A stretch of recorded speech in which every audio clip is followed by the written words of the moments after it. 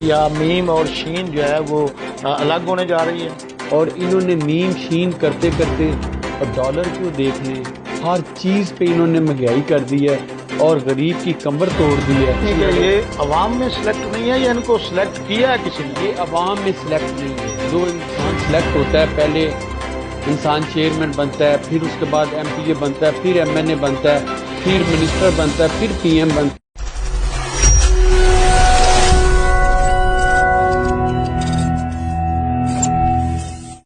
السلام علیکم ناظرین، میں ہوں آپ کا میزبان ریاض اکبر معصومی۔ آپ اس وقت دیکھ رہے ہیں آن لائن نیوز۔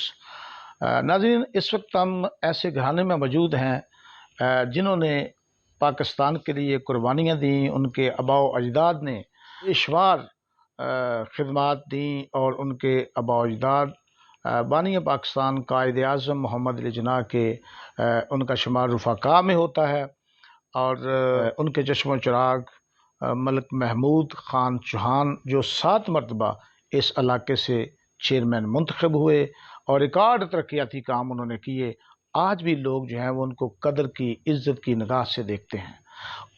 ان کے نقش قدم پر چلتے ہوئے ملک نوید خان چوہان نے اس علاقے میں جو سیاسی سرگرمی کو آغاز کیا اور چیئرمین منتخب ہوئے، انہوں نے بھی اس تسلسل کو جاری رکھتے ہوئے علاقے کی بے لوث خدمت کی، اور جو نعرہ ہے کہ سیاست جو ہے وہ خدمت کا دوسرا نام ہے، انہوں نے عملاً کر کے دکھایا۔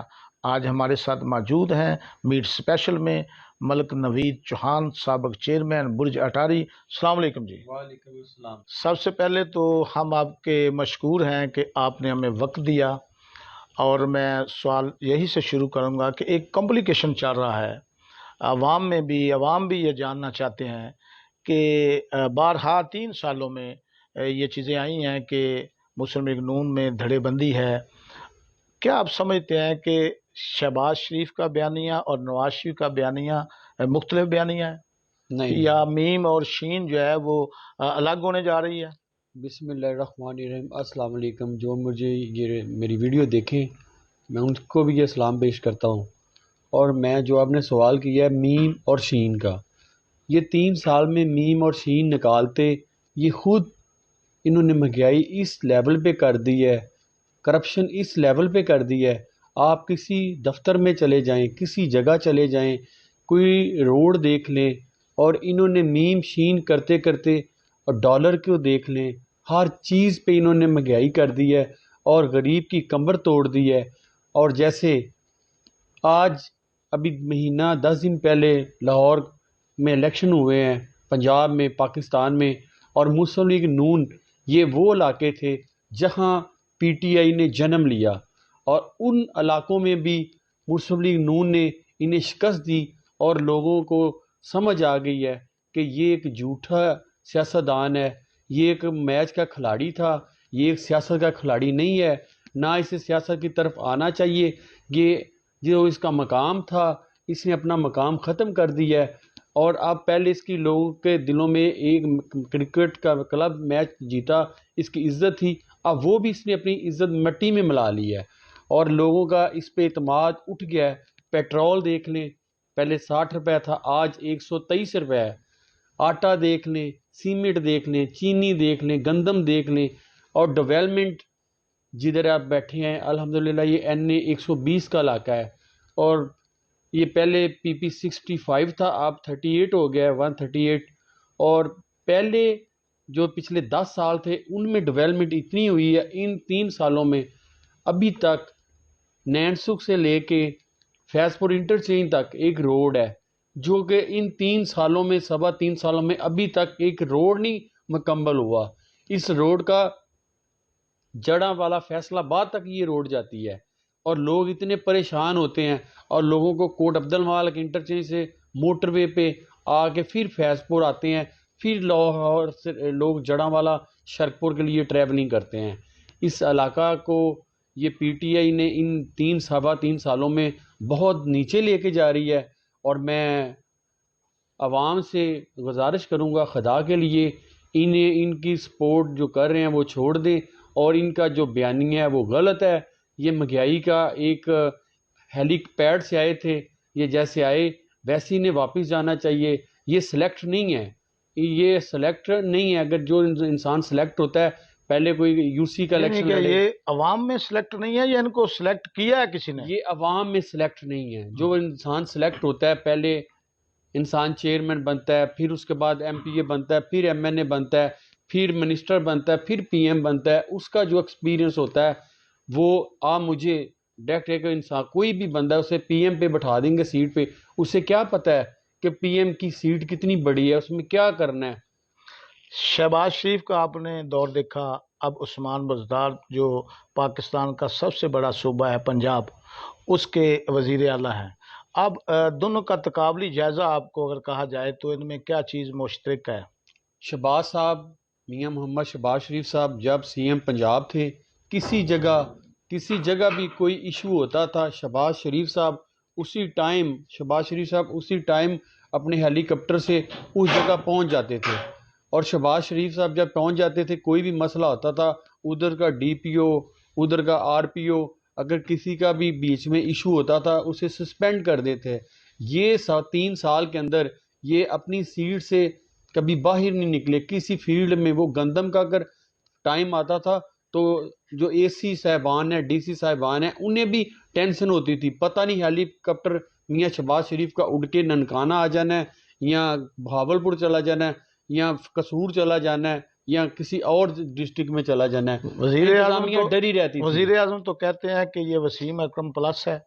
یہ وزیر اعظم نے لایا ہے نا، جو لائے انسان کسی کو لگا دی ہے وہ تو کہے گا وہ پلس ہے. اگر پلس ہوتا تو ادھر جرائم پہ کنٹرول ہوتا تھا. آج آپ دیکھیں، آپ ڈسٹرکٹ شیخو پورہ کی بات کر لیں کہ ڈکیٹی کتنی زیادہ عروج پہ ہیں. آپ ادھر بدماشی کا تقاضا کر لیں، پتہ خوری کا تقاضا کر لیں. پہلے آپ ایک صحافی ہیں، جتنا آپ کو پتہ ہے اتنا ہم کو بھی نہیں پتہ. ہم اپنے علاقہ کی نمائندگی کرتے ہیں، آپ پورے ڈسٹرکٹ کو دیکھتے ہیں. پہلے ڈکیٹی 0% پہ چلی گئی تھی. اب کوئی دن ایسا نہیں جہاں جب ڈکیٹی نہیں ہوتی، جب ایسا کام نہیں ہوتا. قبضہ گروپ، پتہ خور اس ٹائم سرگرم ہے. یعنی کہ لا اینڈ آرڈر کی جو صورتحال ہے وہ گمبھیر ہے. گمبھیر ہے. شہباز شریف کے اگر یہ سی ایم وسیم اکرم پلس ہوتے تو یہ شہباز صاحب سے زیادہ کام کرتے، پھر پلس ہم مانتے. یہ جو کلاشنکوف کلچر ہے، یہ ٹک ٹاک پہ لوگ یہ اسلحے کی نمائش کرتے، یہ نہ کرتے. 7 آئی جی بدلے ہیں انہوں نے. 7 آئی جی اور جو چیف سیکرٹری پنجاب ہے، انہیں کوئی پسند ہی نہیں آتا. جو چیز پسند جو ان کو جی کرتا ہے اسے کرتے ہیں. جیسے چیف الیکشن کمیشن ہے، جب وہ آزاد کشمیر میں یہ جیتے تو وہ ٹھیک تھا. اب وہ جو سیال کوٹ کی بعد وہ کہتے ہیں جی یہ کرپٹ ہو گیا. جو اس کا ساتھ دیتا ہے وہ ٹھیک ہے، جو ساتھ نہیں دیتا اسے یہ کرپٹ بنا دیتے ہیں. اسے یہ کہتے ہیں یہ چور ہے. یہ خود چور ہیں اور جو ان کی بات نہ مانیں گے اسے چور بنا دیتے ہیں. نواز شریف کے ملک سے باہر جانے سے پارٹی مضبوط ہوئی ہے یا کمزور ہوئی ہے؟ میاں محمد نواز شریف کوئی خوشی سے باہر نہیں گئے. انہیں ایک تکلیف تھی اور آپ کے سامنے ہے کہ اگر وہ باہر نہ جاتے، زندگی موت اللہ کے پاس ہوتی ہے. اور جب گئے ہر بندہ ان کے لیے دعا گو تھا اور وہ باہر گئے ہیں، اپنے علاج کے لیے گئے ہیں، کسی خوشی کے لیے نہیں گئے، کسی کوئی ایسے کام کے لیے نہیں گئے. جب انشاءاللہ تعالی ان کا علاج مکمل ہو جائے گا اور وہ پاکستان میں واپس آئیں گے، اور ان کے بغیر مسلم لیگ نون ادھوری ہے. وہ مسلم لیگ نون کا سرمایہ ہے، نون کے قائد ہیں. یہ آزاد کشمیر میں آپ کو شکست ہوئی ہے. آزاد کشمیر میں جو شکست ہوئی ہے آپ کے سامنے ہے. انہوں نے یہ ہر چیز کو پہلے مینج کیا تھا. جب آپ دیکھیں پہلے حکومت ہوتی تھی، کسی کی جرت نہیں ہوتی تھی چیف الیکشن کمیشن کہہ دے کہ منسٹر نے نہیں جانا. ان کے منسٹر چیف الیکشن کمیشن کے نوٹس کے بعد بھی چیف الیکشن کمیشن میں یہ آزاد کشمیر گئے. یہ پرائم منسٹر خود گئے، ان کے ساتھ علی مین کو گنڈا پور کو ساتھ لے کے گئے. الیکشن کمیشن کے انہوں نے دھجیاں ڈائیں. ان کے جو احکامات تھے، انہوں نے جو حکم کیا اس کی بات انہوں نے نہیں مانی. آپ کے تحفظات کیا ہیں الیکشن کمیشن سے؟ ہمارے الیکشن کمیشن صاحب جو تحفظات یہ ہیں کہ الیکشن کمیشن صاف اور شفاف الیکشن ہو. چاہے وہ ووٹ کسی مشین سے ڈلے، چاہے کس سے ڈلے، چاہے بیلٹ پیپر سے آئے، جس کو ووٹ ڈلے، جس کو ووٹ پڑے، شام کو اس 6 بجے 5 بجے اس کا نکلے. یہ نہیں کہ کوئی اور آ کے کسی کو زیادہ کر دے کسی کو کم کر دے. انتخابی اصلاحات ہیں، اس کے لیے حکومت جو ہے وہ اپوزیشن کو آن بورڈ لے رہی ہے، تو میں سمجھتا ہوں کہ اپوزیشن کو جو ہے وہ ان کے ساتھ مشاورت کرنی چاہیے تاکہ جو انتخابات آگے ہونے جا رہے ہیں وہ صاف و شفاف ہوں. حکومت، جب یہ حکومت ہے، اگر یہ الیکشن کمیشن چینج ہوتا ہے تو یہ حکومت کی مشاورت سے لگے گا. یہ جو پہلے الیکشن کمیشنر جہاں چیئرمین نیب یہ کہتے ہیں آپ نے لگایا اور ہم مل کے لگایا، اگر اب یہ چیف الیکشن کمیشن کی بات آئی ہے، اب یہ کیا وہ بات اب دوبارہ نہیں رپیٹ ہوتی؟ کیا وہ بات اب دوبارہ نہیں ہوتی کہ الیکشن کمیشن کو بھی آپ نے بھی منتخب کیا تھا، اب آپ اس کے خلاف کیوں ہیں؟ پہلے یہ میاں نواز شریف یہ مسلم نون پہ یہ بات لگاتے تھے، اب یہ کیا کر رہے ہیں؟ وہ کہہ رہے ہیں کہ دھاندلی کو روکنے کے لیے یہ دھاندلی کیا؟ وہ پہلے جب آزاد کشمیر میں ہوا اس ٹائم اگر یہ جیتے تو وہ دھاندلی نہیں، اگر یہ مسلم نون جیت گئے تو دھاندلی ہو گئی ہے. یہ سیالکوٹ کی سیٹ کا جب پریزائڈنگ افسر اٹھائے گئے تو وہ جب چیف الیکشن کمیشن پاکستان نے نوٹس لیا کہ ہمارے جو پریزائڈنگ ہے انہیں اٹھا لیا گیا ہے اور انہیں کلاشن کوفوں کے اور ان کو بندوں نے انہیں یرغمال بنائی رکھا، اور اس وجہ سے انہوں نے یہ ڈسکا میں شکست ان کی اس وجہ سے ہوئی کہ الیکشن کمیشن نے غصہ کیا اور ایک صاف الیکشن کروایا. اور اس کے بعد یہ جو بورڈ کا الیکشن تھا لاہور، اس کے الیکشن میں آ کے اور پھر ایک صاف الیکشن ہوا ہے، اور مسلم لیگ نون پورے پنجاب میں ایک سب سے بڑی جماعت ہے، اور انشاءاللہ تعالی آنے والے الیکشن میں 2023 میں یہ پاکستان لیول کی جماعت ہے بنے گی، اور انشاءاللہ تعالی یہ وزیر اعظم مسلم لیگ نون کا ہوگا، میاں نواز شریف ہوگا، میاں شہباز شریف انشاءاللہ وزیر اعظم ہوگا. نواز شریف پاکستان آ رہے ہیں؟ میاں محمد نواز شریف جب ان کا علاج کمپلیٹ ہوگا وہ انشاءاللہ تعالی واپس ملک آئیں گے. ان کے بعد بغیر یہ پارٹی ادھوری ہے. یہ مسلم لیگ نون کا وہ قائد ہیں اور مسلم لیگ نون کے وہ سرمایہ ہیں، اور انشاءاللہ تعالی اللہ تعالیٰ ان کی تکلیف ختم ہوتی ہے، علاج ختم ہوتا ہے، وہ انشاءاللہ پاکستان آئیں گے. کیوں نہیں آئیں گے؟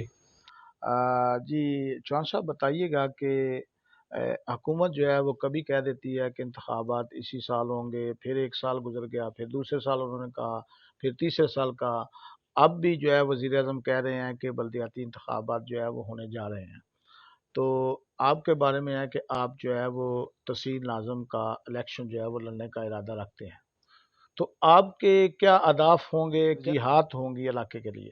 میں آپ سے گزارش کرنا چاہتا ہوں، پہلے 2015 میں مسلم لیگ نون نے بلدیاتی الیکشن میں پہلی دفعہ یہ بات آئی کہ پارٹی بیس پہ الیکشن کروانے کی، اور میں اپنے لیڈر رانا تنویر صاحب کا شکریہ ادا کرتا ہوں کہ انہوں نے پاکستان مسلم لیگ نون کی چیئرمین کی ٹکٹ مجھے دی، اور میں نے انہیں میں رانا تنویر صاحب کو الیکشن جیت کے ان کی جھولی میں یہ سیٹ ڈالی. اور میں رانا تنویر صاحب کا شکریہ ادا کرتا ہوں، آج بھی کرتا ہوں اور کل بھی کریں گے، کہ رانا صاحب نے ہم پہ اعتماد کیا. اور اگر یہ بات آگئی تحصیل کی آپ بات کر رہے ہیں، اگر فیصلہ آپ کے حق میں ہوتا ہے، آپ کو پارٹی جو ہے وہ نامزد کرتی ہے تحصیل ناظم کے لیے، تو آپ کو آپ کے علاقے کے لیے کیا اہداف ہیں آپ کے؟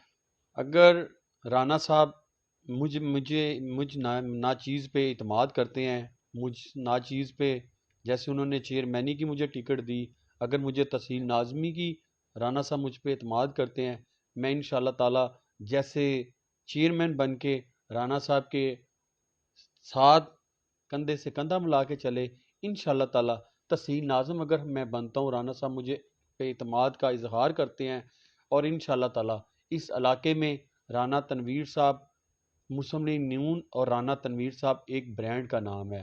رانا تنویر صاحب، میں اپنی بات آپ نے مجھے پوچھی، میں ایک آپ کو جنرل بات کہتا ہوں کہ رانا تنویر صاحب کسی بھی بندے کو ٹکٹ دے دیتے ہیں، چاہے اس کا پہلے مسلم لیگ نون سے یا سیاست سے تعلق نہیں ہوگا، وہ بھی انشاءاللہ تعالی تحصیل فیروز والا سے وہ الیکشن جیتے گا، جس سے بھی وہ ٹکٹ دے دیں. جیتنے کے بعد آپ کے کیا اہداف ہیں؟ آپ علاقے میں ڈیولپمنٹ کیا کرنا چاہتے ہیں؟ اگر اللہ تعالی ہمیں موقع دیتا ہے، الیکشن میں جیت جاتا ہوں، اس علاقہ میں جو سکول ہیں جو اپ گریڈ کرائیں گے، جہاں میڈل ہیں انہیں ہائی کرائیں گے، اور لڑکیوں کے کالج کی ادھر بہت ضرورت ہے.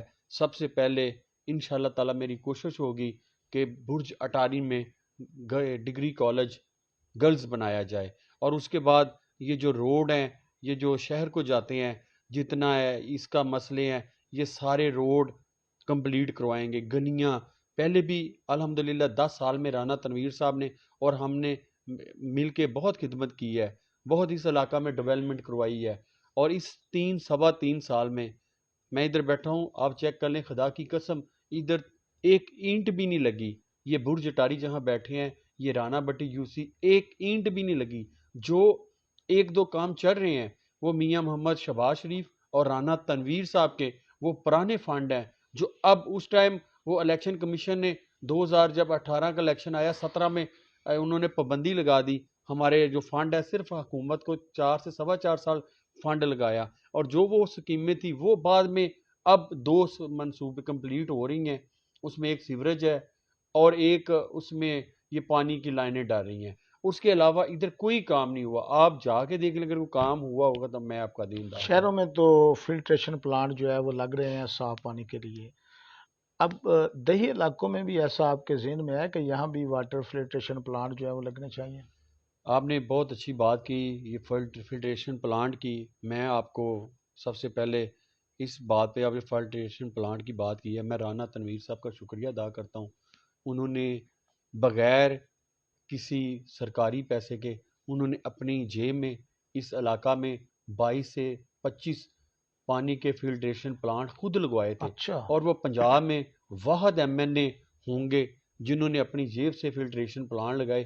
انہوں نے اس فلٹریشن پلانٹ جو میں آپ کو 22 بتا رہا ہوں، یہ میری اپوزیشن میں یا پہلے؟ نہیں، حکومت میں، اور اپنی جیب سے. اچھا. اور اپنی جیب سے. اور انہوں نے اس ایک میری یو سی میں چھبیل گاؤں میں ایک فلٹریشن پلانٹ مجھے دیا، کسی چیئرمین کو 2 دیے، کسی کو 1 دیا.